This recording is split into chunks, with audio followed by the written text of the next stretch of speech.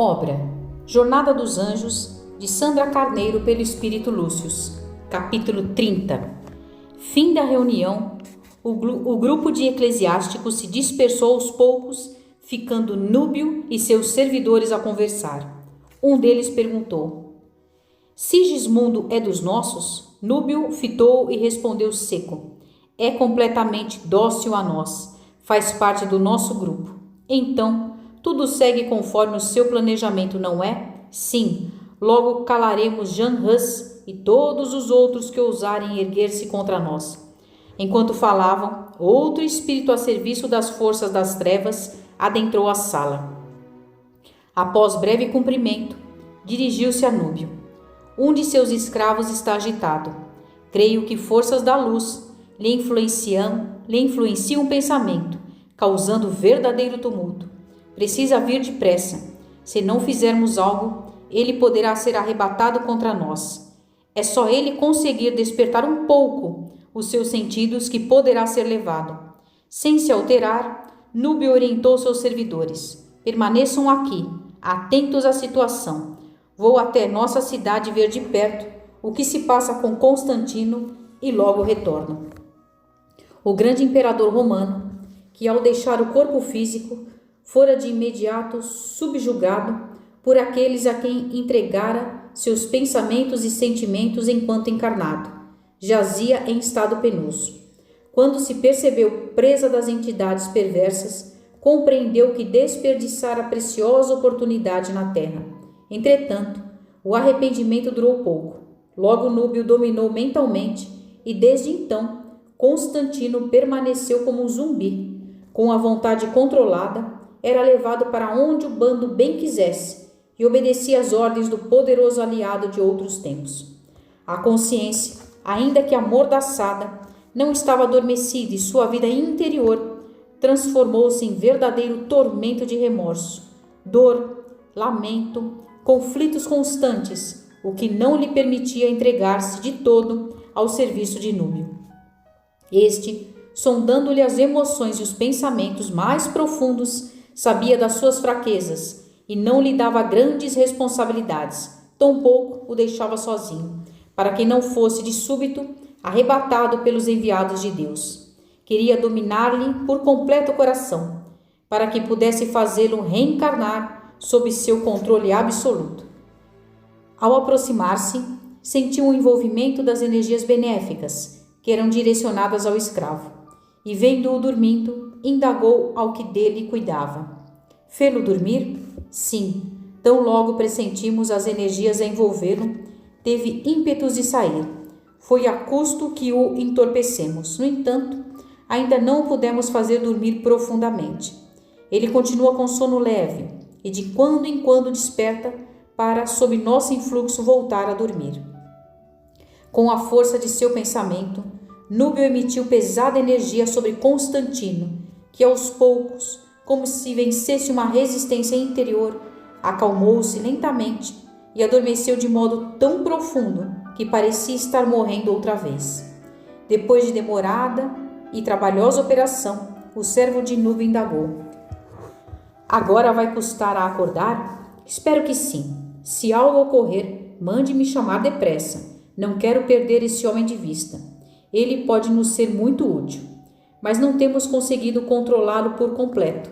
Já faz tanto tempo que está conosco e ainda reluta.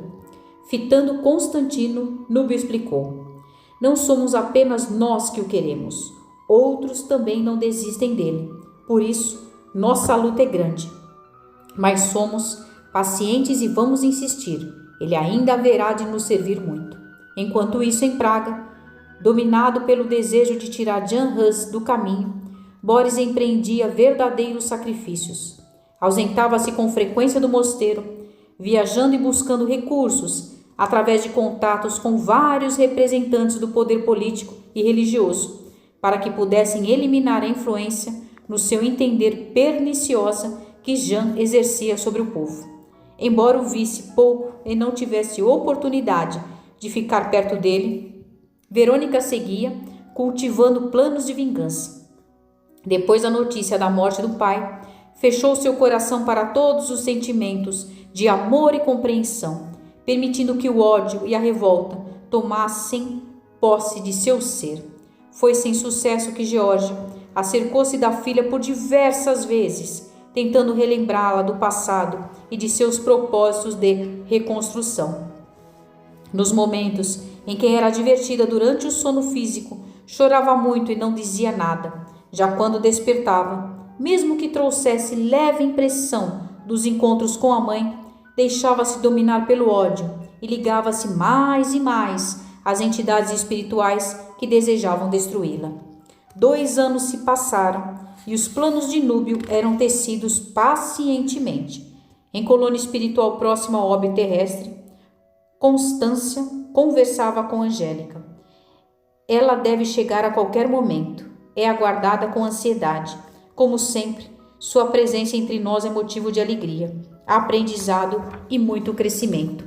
Ela vem para ajudar Ernest e os demais? Sim, por mais que nos esforcemos para ajudar nosso querido Jean Hus, sabemos que a condição enérgica se adensa e que Ernesto, agora vivendo como Jerônimo de Praga, precisará apoiar com maior empenho o importante trabalho de despertar a consciência humana e abrir caminho para a renovação tão necessária.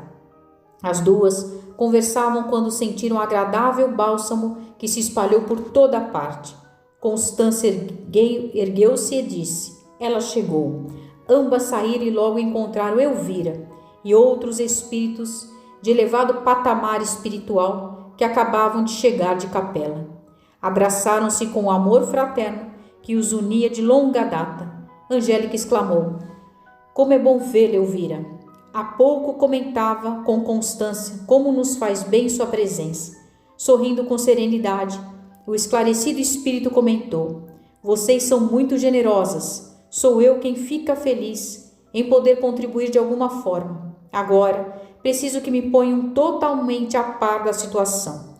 Acompanho todos os fatos, mas gostaria de saber mais detalhes.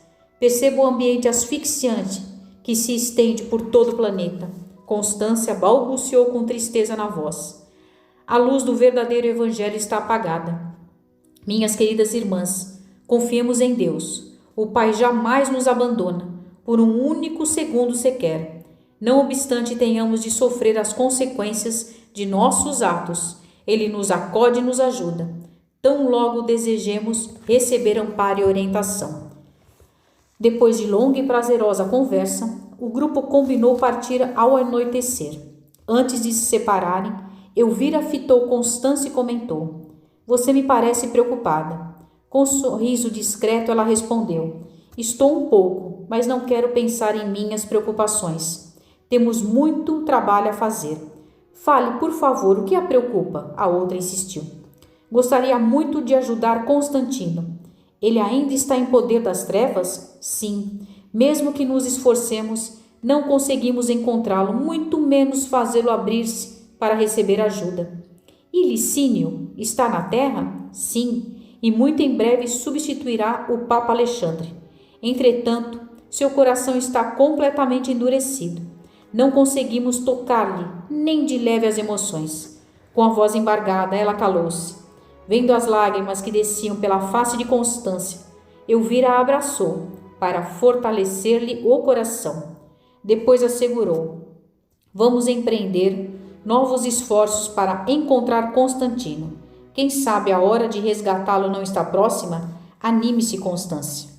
No mosteiro, enquanto limpava a enorme janela que dava para o pátio principal, Verônica observava Boris, em discreta conversa com o arcebispo.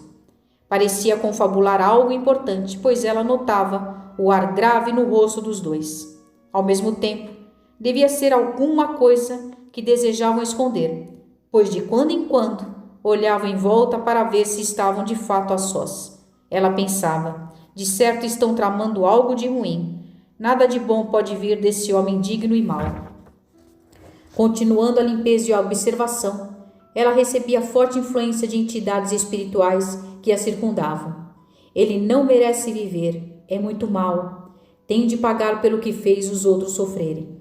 Verônica repetiu sem perceber em voz audível: ele tem de pagar. Uma noviça que a ajudava indagou: o que disse, irmã? Como quem desperta repentinamente, Verônica olhou para a jovem e perguntou: o que foi? O que a irmã disse? Quem tem de pagar? Meu tio. Ele fez uma dívida de jogo e tem de pagar, antes que acabe se prejudicando. Calou-se um instante e procurou disfarçar melhor. Fico muito preocupada com ele, sabe? Minha tia sempre reclama de sua ausência, de seus excessos. Eles vivem aqui em Praga, irmã Verônica? Não, moram muito longe.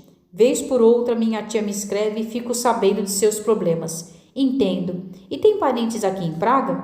O rosto de Verônica fez-se sombrio e triste quando respondeu: não tenho parentes. Todos os que eu amei me foram tirados. Que pena.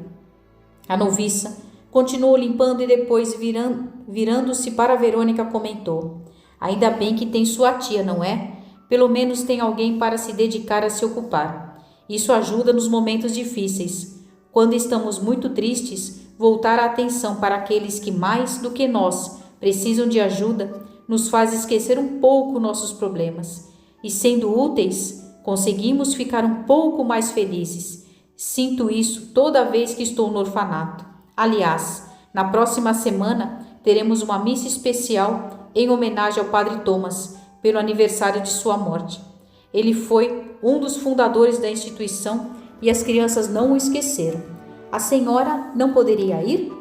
Algumas das crianças lembram da senhora com muito carinho. Sua presença as alegraria.